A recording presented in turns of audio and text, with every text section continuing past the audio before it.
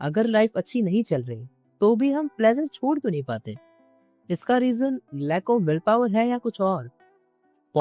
Cocaine, sugar, scrolling, क्या ये coincidence है या फिर शायद हम इसके लिए ही बने हैं? एक बार इस श्लोक को तो देखो। पित्वा पित्वा पुनः पित्वा यावत् पतति भूतले उत्थाया च पुनः पित्वा पुनर्जन्म न विद्यते। पियो पियो खुल के पियो, पी के गिर जाओ, जब खड़े हो तो फिर से पियो, क्योंकि जिंदगी दोबारा नहीं मिलनी ब्रो। नाउ जोक्स असाइड, जब तक हम इसका रूट नहीं समझते हम फाइट ही गलत जगह लड़ रहे होते हैं। तो पहले इस हेडोनिज्म की बला को देखें। हेडोनिज्म कोई चॉइस भी नहीं होती है, वो एक फोर्स की तरह होती है। मानो ये नेचर में ही हो, आपके अंदर एकदम हार्ड वायरिंग करके भेजी गई हो। ये कुछ ग्रेविटी की तरह पुल करता है आपको और अपने इम्पोर्टेंट थिंग से दूर रखता है। ये कुछ ऐसी वॉइस के रूप में आता है। आज मूड नहीं कर रहा, इसे कल देखते हैं इस काम को। अभी क्या है, अभी मैं फोन उठाकर थोड़ा इंस्टाग्राम पे रिलैक्स करता हूँ, स्क्रॉल करता हूँ, यूट्यूब पर कोई कॉमेडी वीडियो देख लेता हूँ। ये वॉइसेस आती है हमारी इंटरनल रिवॉर्ड सिस्टम के कारण। इसे आप अपना ऑपरेटिंग सिस्टम भी कह सकते हो। जैसे फोन में ऐप्स चलाने के लिए ऑपरेटिंग सिस्टम की जरूरत होती है, वैसे ही आप कोई भी एक्शन लेने के लिए एक इंटरनल रिवॉर्ड सिस्टम पे निर्भर होते हो। बट बात यह है कि हमारा ऑपरेटिंग सिस्टम आज के लिए अपडेट ही नहीं हुआ है। हमारा ये ओएस डिजाइन हुआ था स्कैरसिटी के लिए।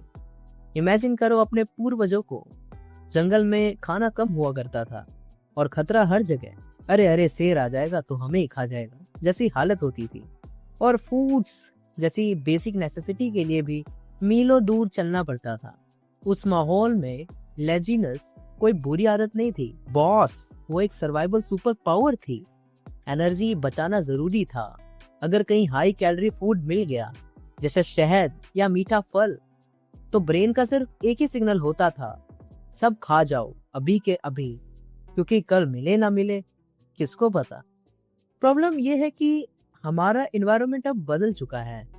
हम जंगल से कंक्रीट के जंगल में हैं, जहां कैलोरी इनफाइनाइट है और कंफर्ट अनलिमिटेड।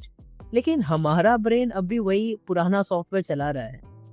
जो चीज कभी हमारी जान बचाती थी जैसे सिकिंग, ईजीनेस या शुगर, आज वही हमारी जान ले रही है। आज कई सारे लोग ओवर ईटिंग के कारण डायबिटीज या हार्ट अटैक से जूझते रहते हैं। तो अब आपके दिमाग के अंदर बेसिकली एक दंगल चल रहा है 24 घंटे। एक तरफ है आपका पुराना दिमाग, इस हेडोनिज्म का इंजन, इसे हम कहते हैं लिम्बिक सिस्टम। इसका मेन वेपन है एक केमिकल जिसका नाम आपने पक्का सुना होगा, डोपामीन। नाम भी क्या है, लोग सोचते हैं डोपामीन मतलब प्लेजर। बिल्कुल गलत। डोपामीन का मतलब है क्रेविंग्स। ये चिल्लाता है मुझे अभी चाहिए, वो नोटिफिकेशन चेक कर, क्रश ने वो मैसेज भेजा होगा, लाडले वो मीठा खा ले। इसे फ्यूचर से कोई लेना देना नहीं, इसे बस अभी चाहिए। ये वो 4 साल के चिड़चिड़े बच्चे जैसा होता है जो हर जगह लौट के रोने लगते हैं। और दूसरी तरफ है आपका नया दिमाग, आपका inner CEO, the prefrontal cortex. ये रिस्पॉन्सिबल है आपकी विल पावर, लॉजिक और फ्यूचर प्लानिंग के लिए। ये वो आवाज है जो बोलती है रुक जा भाई, कल एग्जाम है, आज चैटिंग करी तो मार्क्स कम तेरे आएंगे। और वो बोल के चली जाएगी यू डिजर्व बेटर, या तू तो मेरे भाई जैसा है यार। और जब सीईओ सो रहा होता है तो स्टीयरिंग व्हील किसके हाथ में आएगा? वही पुराने डोपामीन हंगरी दिमाग के हाथ में, जो बिल्कुल उसी 4 साल के बच्चे की तरह था जो कहीं भी रोने लग रहा है। अब इमेजिन करो इसे कि वो आपकी लाइफ की गाड़ी चला रहा है। इसलिए रात के 2 बजे डाइट तोड़ना आसान होता है, सुबह के 10 बजे नहीं। लेकिन कहानी सिर्फ डोपामिन या क्रेविंग तक सीमित नहीं है। बात तब और डीप हो जाती है जब हम सोशल और एनवायरमेंटल फैक्टर्स को बीच में लाते हैं। आपने नोटिस किया है, कभी कभी हम वो चीजें करते हैं जो हमें एक्चुअली पसंद भी नहीं है, सिर्फ FOMO, fear of missing out की वजह से। या लोगों को दिखाने के लिए।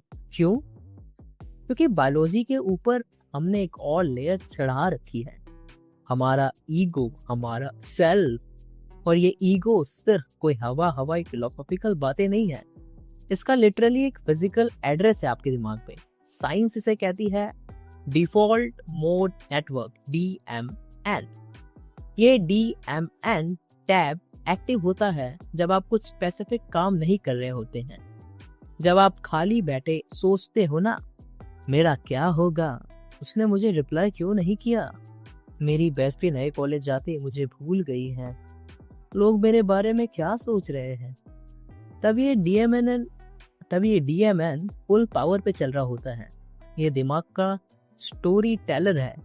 ये कांस्टेंट एक मूवी चला रहा है जिसका मेन कैरेक्टर आप होते हैं। भले ही दिन भर माँ से गाली खा रहे हो, बट ये आपको ही मेन कैरेक्टर बना देता है। बट इसमें आपको खुशी नहीं होती, बल्कि आप कंपैरिजन के ट्रैप में फंसे होते हो। हमारे पूर्वजों के लिए ग्रुप से बाहर निकल जाना, सोशल रिजेक्शन, मौत के बराबर था। इसलिए ये DMN इवॉल्व ही ऐसे हुआ है कि ये कॉन्स्टेंटली चेक करे कि ट्राइब में आपकी पोजीशन क्या है। आज ट्राइब तो नहीं है, ना ही कोई शेर आ रहा है आपको अकेला पाके खाने के लिए, पर वो DMN का सेल्फ ऑब्सेशन बचा हुआ है। जब आप इंस्टाग्राम पर वैलिडेशन ढूंढते हो तो आप सिर्फ टाइम पास नहीं कर रहे, आप अपने इस डिफॉल्ट मोड नेटवर्क को फीड कर रहे हो। ये एक भूखा जानवर है जिसे कांस्टेंट एसोसिएशन चाहिए कि मैं इम्पोर्टेंट हूँ, मैं एग्जिस्ट करता हूँ या करती हूँ, मेरी बेस्टी मुझे नहीं भूली है। ये नेटवर्क सोशल रिजेक्शन को फिजिकल पेन की तरह ट्रीट करता है।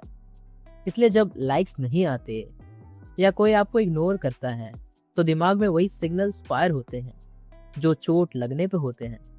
हम ऐसे ही जिंदगी जीने लगते हैं जहां हम वो चीजें चेज कर रहे हैं जो हमें चाहिए ही नहीं, बस इस DMN के मेन कैरेक्टर वाले इल्यूजन को मेंटेन करने के लिए कि लोग मुझसे कितना प्यार करते हैं, देखो मुझे कितने लाइक्स और कमेंट्स मिल रहे हैं, वाह अपन भगवान है।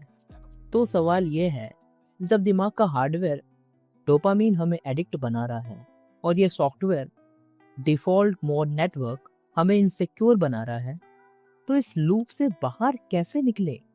क्या हम हमेशा के लिए इसमें फंस गए?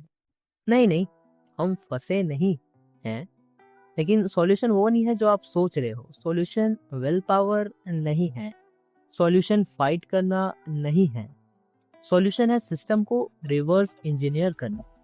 देखो प्रॉब्लम ये है कि हम ऑटो पायलट पे हैं, तो सॉल्यूशन है मैनुअल मोड में आना। सबसे पहला स्टेप अपने अंदर के इस डिफॉल्ट मोड नेटवर्क को पहचानना। साइकोलॉजी में इसे कहते हैं मेटाकॉग्निशन, यानी थिंकिंग अबाउट थिंकिंग। जब अगली बार वो अर्ज आए फोन उठाने की या जंक फूड खाने की, तो बस इस स्टॉप मेथड का यूज करो। S, क्लियरली स्टॉप हो जाए, अपनी बॉडी की सारी मूवमेंट्स को एकदम रोक दे। T, टेक ब्रेथ, एक लंबी सांस को ले। O, ऑब्जर्व, 5 सेकेंड्स के लिए रुक जाओ, रिएक्शन मत दो, बस देखो। ऑब्जर्व करो कि आपका दिमाग कैसे चिल्लाता है, मुझे अभी चाहिए। ऑब्जर्व करो उस रेस्टलेसनेस को, कैसे वो बच्चा जमीन पर लोट के चिल्ला रहा है। जैसे ही आप उस अर्ज को ऑब्जर्व करते हो, आप उस अर्ज से अलग हो जाते हो। पहले आप पैसेंजर थे, जिसे ड्राइवर DMN जहां चाहे ले जा रहा था। ऑब्जर्व करते ही आप गाड़ी से उतर के साइड में खड़े हो गए। गाड़ी अभी भी चल रही है, पर आप उसके अंदर नहीं हो। इसे बुद्धिस्ट फिलोसॉफी में नो सेल्फ कहते हैं। You are not your thoughts, you are the one listening to them. And last में P फॉर प्रोसीड, कि वो आपको कौन सी एक्शन लेनी है। दूसरा स्टेप है अपने डोपामीन रिसेप्टर्स को वापस सेंसिटिव बनाना। आजकल हम बोर्डम से डरते हैं, जैसे ये 2 मिनट फ्री होते हैं हाथ फोन पे जाता है अपने आप ही। पर सच ये है, बोर्डम दुश्मन नहीं है, बोर्डम दवाई है। जब आप बोरिंग चीजें करते हो, दीवार को घूरना, बिना म्यूजिक के वॉक करना, शांति से बैठे रहना, तो आपके डोपामीन लेवल्स नीचे गिरते हैं। शुरू में ये टॉर्चर जैसा लगेगा, आपका दिमाग चीखेगा, लेकिन अगर आप उस डिस्कम्फर्ट में टिक गए तो मैजिक होता है। आपका बेसलाइन रिसेट हो जाता है। जब आप high stimulation reels, sugar, gossips करना छोड़ते हो, तभी आपको नॉर्मल चीज़ों में, जैसे कि पढ़ाई करना, काम करना, इन सारी चीज़ों में मज़ा आना शुरू हो जाता है। हम मोटिवेशन ढूंढ रहे होते हैं, पर हमें चाहिए डिटॉक्स करना। और आखिरी बात, विल पावर पे भरोसा मत करो। विल पावर एक बैटरी है, ख़त्म हो जाएगी। एनवायरनमेंट पर भरोसा करो। अगर फ़ोन बगल में है तो आप उसे उठाओगे, अगर चिप सामने रखा है तो आप खाओगे।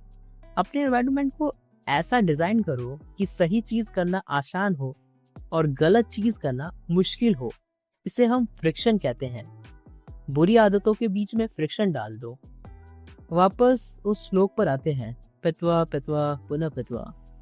पूरा श्लोक नहीं बोल रहा मैं। चारवाका ने घूम फिर के बात नहीं की, उन्होंने सच बोला था। हमारे बायोलॉजिकल डिफ़ॉल्ट मोड को ही डिस्क्राइब किया था। अगर हम सिर्फ केमिकल्स लाइक डोपामीन और इम्पल्सेस का ढेर हैं, तो यही हमारी डेस्टिनी है। पिए, गिरें, उठें, फिर पिए, लूप ऑन रिपीट। क्योंकि बायोलॉजी को मीनिंग नहीं चाहिए, उसे बस अगली डोपामिन किक चाहिए। लेकिन सवाल ये है, क्या आप सिर्फ बायोलॉजी हैं? अगर आप सिर्फ अपने इम्पल्सेस है तो चारवाका सही है, एंजॉय द राइड डाउन।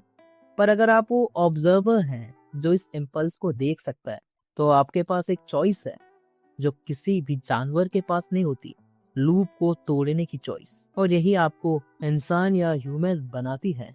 ये जो लड़ाई आज आप अपने दिमाग में लड़ रहे हैं, ये नई नहीं है। ये लड़ाई हम गुफाओं से लेकर आज तक लड़ते आ रहे हैं। मैंने उस पूरी यात्रा को, इंसान के उस कंटिन्यूअस इंटरनल मोनोलॉग को नरेट किया है। इंसान की पूरी हिस्ट्री सिर्फ 10 मिनट में। यहाँ क्लिक करके शायद आपको अपनी कहानी मिल जाए। और आप इस चैनल को सब्सक्राइब कर सकते हैं अगर आपको ऐसे फैसिनेटिंग आइडियाज़ पसंद आते हैं। Thank you friends. Good bye.